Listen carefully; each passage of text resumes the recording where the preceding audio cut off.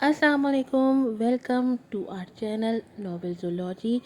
कैसे हैं आप सब लोग? उम्मीद है सब ठीक ठाक होंगे। आप लोग बिल्कुल भी जो है ना नॉवेल्स पे रिव्यूज़ नहीं दे रहे हैं। आपके लिए आज द लाइन ब्रेकर की न्यू एपिसोड लेकर आई हूँ। लेकिन अगर आप लोगों ने मुझे रिव्यूज़ नहीं दिए अच्छे तो फिर मैं वीडियोज़ नहीं बनाऊँगी, बिल्कुल भी नहीं बनाऊँगी। मैं इतनी बड़ी बड़ी वीडियोस बनाती हूँ और इतना टाइम लगा के इसको वॉइस अप करती हूँ और आप लोग वीडियो देख के गुजर जाते हैं।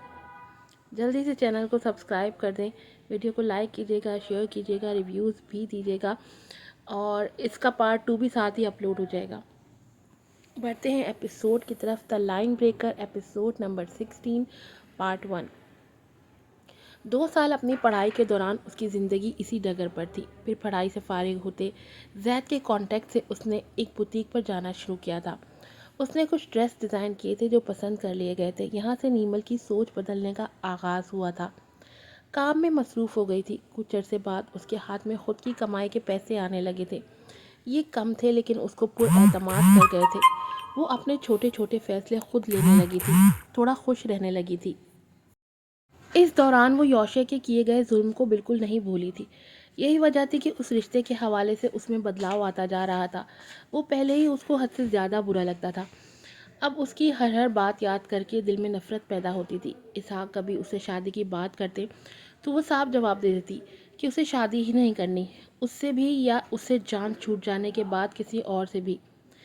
ये प्रैक्टिकल सोच नहीं है। मर्द औरत को एक दूसरे के सहारे की ज़रूरत होती है। जितना मैं आपको समझाता हूँ उतना मैं योशे को समझाता तो शायद आपका घर ख़राब ना होता। इसहाक उसकी बात सुनकर उसको कहते। वो खामोशी से अपने काम करती रहती। आपने कभी उसको बीवी बनकर समझाया भी है कि नहीं? इसहाक ने उसकी खामोशी पर जल कर कहा। वो लंबी सांस खींचती आंखें बंद कर गई। समझाया इंसान को जाता है और सिखाया जानवरों को, और उनको सिखाने के लिए वेट ट्रेनर होता है, बीवी नहीं। वो उसकी शक्ल देखते रह गए थे। वो बदतमीज़ कब से हो गई थी? क्या आपके सामने क्या आप उसके सामने भी ऐसे ही बात करती थी? जानवर का मतलब समझती हैं? इसहाक ने भवें सुकेड़े गुस्से से पूछा। वो अंदर से गड़बड़ा सी गई थी। बात सच थी, वो उसे जानवर से बड़ा दर्जा नहीं देती थी। जैसा वो मेरे साथ कर गया है ना, शुक्र करें कि मैं उसे इस कैटेगरी में भी रख रही हूँ। वो अपनी फाइल उठाती ढटाई से बोली। नीमल, मुझे लगता है अपना घर ख़राब करने में आधा हाथ आपका भी है। वो ज़ख्मी नज़रों से उन्हें देखती गुस्से में आई। मेरे सामने वो दूसरी औरतों को उससे ज़्यादा उससे बोला नहीं गया था। उसकी आवाज़ रुंध गई थी, आंसू छलक पड़े थे कि दादा की कोई भी बात सुने बगैर वो बैग उठाती कमरे से निकल गई। वो बंद दरवाजे को देखते रह गए थे। अपनी लाजवाब तरबियत के बावजूद भी वो उसे ज़िंदगी गुजारने के गुर नहीं सिखा पाए थे। यौशे ऑफिस से सराय आया था कि सामने खड़े शख्स को देखकर ठटक गया। इतने सालों बाद वो किसी अपने को देख रहा था। उसका दिल किया कि आगे बढ़कर सामने खड़े शख्स को गले लगा ले। वो अपनी दर आई सोच पर अमल करते पेशकदमी करता कि मुकाबिल ने कैसे हो कहकर इत्मीनान से जेबों में हाथ डाले। उसकी पेशकदमी को रोका था। ठीक हो, यौशे ने खुद पर काबू पाते मुख्तसर जवाब दिया। जैद ने उसे ऊपर से नीचे तक देखा। काली पैंट, सादा सफ़ेद शर्ट, कोहनियों तक मुड़ी शर्ट, बिखरे से बाल, रफ हुलिया। सामने वाले को सब कुछ बता रहा था। लग तो नहीं रहे। जैद ने हल्के तमस्खुर से उसका जायज़ा लेने के बाद कहा। यौशे ने अपना ऑफिस बैग कंधे से उतार कर अपनी जगह पर रखा। उसे बशीर भाई किचन में ही नजर आए थे। सब कैसे हैं? यौशे ने मुड़ते मुरवतन पूछ ही लिया था। जैसा अजाब तुमने पीछे वालों के लिए खड़ा किया है उनमें वो कैसे हो सकते हैं? जैद के तंज पर उसने कोई जवाब नहीं दिया था। इतने में बशीर भाई मखसूस ट्रे में चाय और प्लेट में 5 बिस्किट रखे छोटी टेबल खींच कर ट्रे उस पर रख दी थी। बशीर भाई, ये मेरे बड़े भाई जैद हैं, और ये बशीर भाई। यौशे ने मुख्तसर तारुफ करवाया। मिल चुका हूँ इनसे। जैद ने ट्रे देखते ज़रा नाक चढ़ाकर कहा।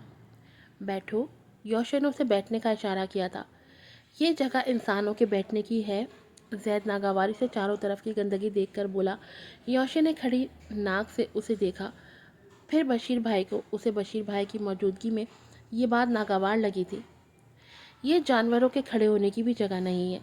यौशे जैद को छोड़ दे, ये कभी नहीं हो सकता था। बशीर बेसाख्ता मुस्कुराए, वहीं जैद गुस्से में आया। तुम्हें तमीज़ नहीं है बड़े भाई से बात करने की? اچھی طرح نے ڈیڈ نے ذلیل کر کے گھر سے نکال دیا، پھر بھی تمہاری اکڑ کم نہیں ہو رہی۔ میں صرف یہاں دادا کی وجہ سے آیا تھا، ورنہ میں تجھے منہ نہ لگاتا۔ وہ نیمل کی وجہ سے حد سے زیادہ پریشان ہے۔ میں فون ملا رہا ہوں، تم ان سے خود بات کرو، اس نے غصے سے یوشے کو کھری سناتے کہا۔ میں ان سے بات نہیں کرنا چاہتا، یوشی نے تیز آواز میں کہا۔ کیوں نہیں کرو گے؟ میں فون ملا رہا ہوں۔ یہ کہتے ہی اس نے فون ملا کر اس کے سامنے کیا تھا۔ یوشی نے ایک نظر موبائل کو دیکھا، پھر بشیر بھائی کو، جو اسے آنکھوں سے فون سننے کا اشارہ کر رہے تھے۔ وہ ان سے کبھی بات کرنا ہی نہیں چاہتا تھا، اتنی دور سے بھی وہ ان کی بے قراری کو محسوس کر رہا تھا۔ اس نے موبائل پکڑ کر کان سے لگایا۔ السلام علیکم۔ اس کے سلام سے میلوں دور بیٹھے اسحاق کا دل بے قابو ہوا تھا۔ گلے میں نمکین گولا پھنس گیا تھا، آنکھوں کی نوکیں گیلی ہو گئی تھیں۔ وہ سلام کر رہا تھا، حیرت تھی۔ وعلیکم السلام، کیسے ہیں آپ؟ اسحاق نے نمکین گولے کو حلق سے اتار کر پوچھا۔ ایک پل کے لیے یوشے نے آنکھیں بند کر لیں، یہی انداز تو ان کا اسے شرمندہ کر دیا کرتا تھا۔ ان کی جگہ کوئی اور ہوتا، وہیں غصے میں اسے گالیاں نکالنا شروع کر دیتا، فون سے ہی اس کا گریبان کھینچ کر اسے اپنے سامنے کر چکا ہوتا۔ میں ٹھیک ہوں، آپ کیسے ہیں؟ ایک مجبور دادا کیسا ہو سکتا ہے؟ میں نیمل کی طرف سے پریشان ہوں۔ آپ نے کیا فیصلہ کیا ہے؟ نیمل ہر جگہ وہی تھی، اس کے آگے جیسے اس کا وجود تھا ہی نہیں۔ اس نے صبر کی سانس کی تھی، پر کہا کچھ نہیں۔ وہ اس کے بارے میں حد سے زیادہ سوچتا بھی، لیکن کوئی نیمل کا طرفدار بنتا تھا اسے اچھا بھی نہیں لگتا تھا۔ نیمل کے آگے اسے اپنی حیثیت ہمیشہ چھوٹی لگتی تھی۔ آپ سن رہے ہیں؟ اسحاق کو اس کی خاموشی سے خطرہ لاحق ہو رہا تھا۔ جی میں نے سن لیا ہے۔ تو پھر؟ اسحاق نے بھویں سکیڑے اسے کچھ بولنے پر اکسایا۔ تو پھر یہ میرا اور اس کا معاملہ ہے، میں خود اسے ہینڈل کر لوں گا، وہ دو ڈوک انداز میں بولا۔ اچھی سوچ ہے، پر کب تک؟ آپ وہاں ہو اور یہ یہاں، ایسا کب تک چلے گا؟ وہ خاموش ہی رہا، بولا تو صرف اتنا، آپ پریشان نہ ہو، خدا حافظ۔ یہ کہہ کر اس نے موبائل زید کی طرف بڑھا دیا۔ ادھر وہ بیچارے تڑپ کر رہ گئے تھے۔ زید نے چھیننے کے انداز سے اس کے ہاتھ سے موبائل لیا، جیسے عجیب اور فضول انداز میں اس نے بات کی تھی وہ یہی کر سکتا تھا۔ زید اس پر غصیلی نظر ڈال کر باہر نکل گیا تھا۔ زید کے جاتے ہی وہ بشیر بھائی سے نظریں چراتا اپنے کام میں لگ گیا تھا۔ بشیر نے اسے کچھ نہیں کہا تھا، وہ جانتے تھے کہ وہ خود ہی بتا دے گا۔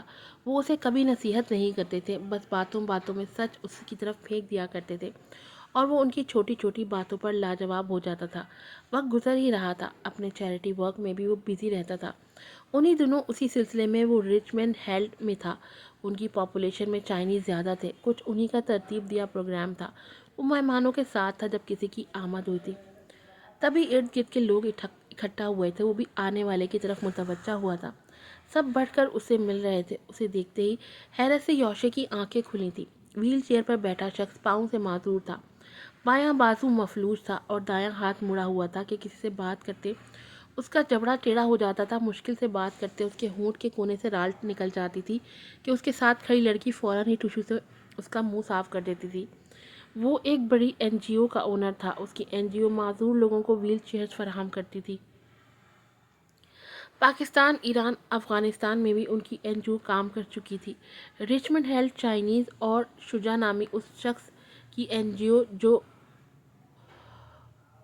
اس کو ملا کر یہ پروگرام مرتب کیا گیا تھا۔ شجاع کو خصوصی طور پر انسپریشن کی وجہ سے بلایا گیا تھا، کیونکہ اس نے اپنی این جی او کی بنیاد صرف 50 روپے سے کی تھی۔ اس کی ایمانداری سے کام بڑھتا گیا، لوگ ملتے گئے تھے۔ وہ ان کا ادارہ معذور افراد کے لیے ویل چیئرز فراہم کرتا تھا۔ یوشے بغور اسے دیکھ رہا تھا، پر آج وہ بولنے کے قابل نہیں رہا تھا۔ اپنی شکل و صورت، ذہانت اور قابلیت پر جو دام تھا، وہ گرتی عمارت کی طرح دھڑام سے زمین بوس ہوا تھا۔ اتنی قابلیت کے باوجود وہ ترقی اور عزت کے کون سے ماؤنٹ ایوریسٹ پر چڑھ گیا تھا، لیکن سامنے ویل چیئر پر بیٹھا شخص ہر چیز سے محروم تھا سوائے مثبت سوچ کے، پھر بھی عزت اور ترقی کے کیٹو پر کھڑا تھا۔ آج اسے محسوس ہوا تھا کہ دیوار کے اوپر کیا گیا قیمتی اور خوبصورت پینٹ معنی نہیں رکھتا، اہم یہ ہے کہ اس کے پیچھے چھپی دیوار کتنی مضبوط ہے۔ پارٹ 1 یہاں پر ختم ہوتا ہے، پارٹ 2 اس کے فوراً بعد ہی اپلوڈ ہوگا۔ آپ چینل کو سرچ کرتے رہے گا۔ پھر ملوں گی آپ سے نئی ایپیسوڈ کے ساتھ۔ السلام علیکم۔